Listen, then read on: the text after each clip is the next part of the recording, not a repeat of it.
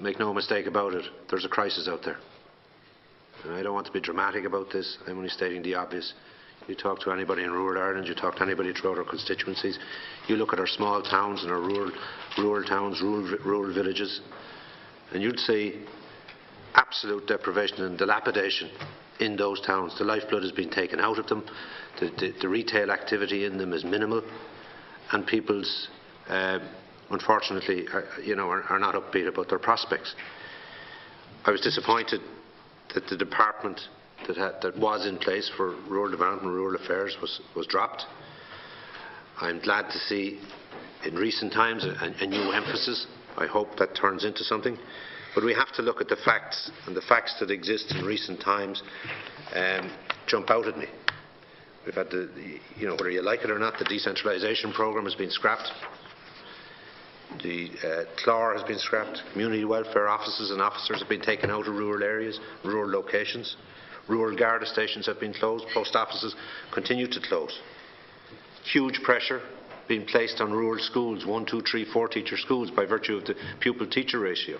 There's been some rollback on that, but if government is serious about rural schools, it's serious about rural communities and activities within them, those schools should be left alone, and it should be the same as any other school when it comes to pupil-teacher ratios. Shops and pubs, as we said, closing.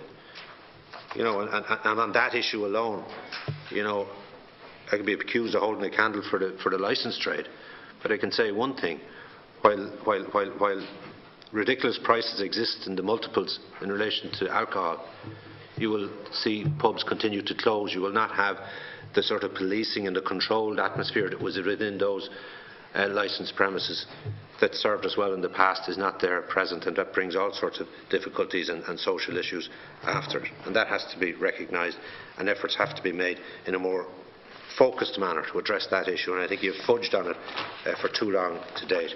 I produced a Streets Ahead document, it's called, about 18 months ago at this stage. I made it available to Jan O'Sullivan, who had a responsibility in this area in the past. I would hope that it has been passed on to yourself. There are many suggestions within it that I would expect you to take seriously and consider and seek to implement to address the dilapidation, to address the rural towns and villages in an effort to revitalise them and to work closely with local authorities to make sure that they have some hope. And I would say a lot of this is cost neutral. I heard, on Saturday, the Taoiseach at his Ardèche made a very bold statement when he said his government would invest $4 billion in rural Ireland between now and 2020.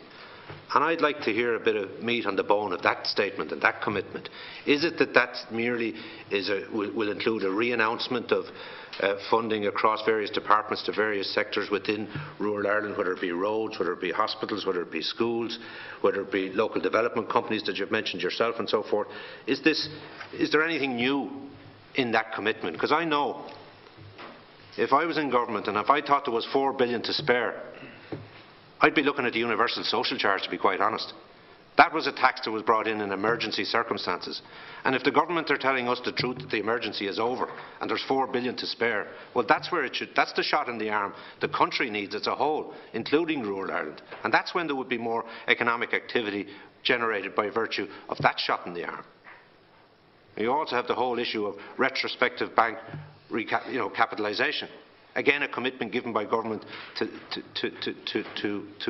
bring that funding back to where it belongs by virtue of the break with sovereign and the banking that has happened since we invested so heavily in order to stave off contagion, in order to save the euro. These are real issues that are not being addressed by government. And this is something that you, as well as everybody else within government, has a responsibility to follow through on. A commitment was made in June 13. The Taoiseach and the Taoiseach at the time ran out of the summit and couldn't tell the reporters quick enough that they had got a deal for Ireland. We were special. And it has gone no further only to hear during the course of the Christmas that that policy has been abandoned by government because they now wish to look at selling AIB, and that will compensate us.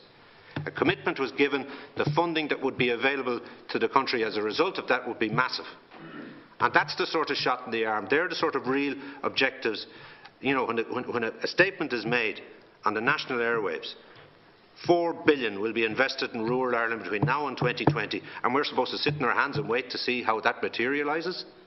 With all due respect, it's not very fair to you in your role. You're the Minister with responsibility for injecting life into rural Ireland, into rural development, in order for us to get behind you and to work with you, and for local authorities and others to be in a position to see that there's light at the end of the tunnel. But that sort of bold, bland statement, that day is gone. And it has to be recognised as such. If the Taoiseach wants to make a statement like that on a Saturday and then come on the Monday, as the chairperson says, 100 rural bus routes scrapped, 2 days after we've been told by the Taoiseach of the country that 4 billion is going to be invested into rural Ireland.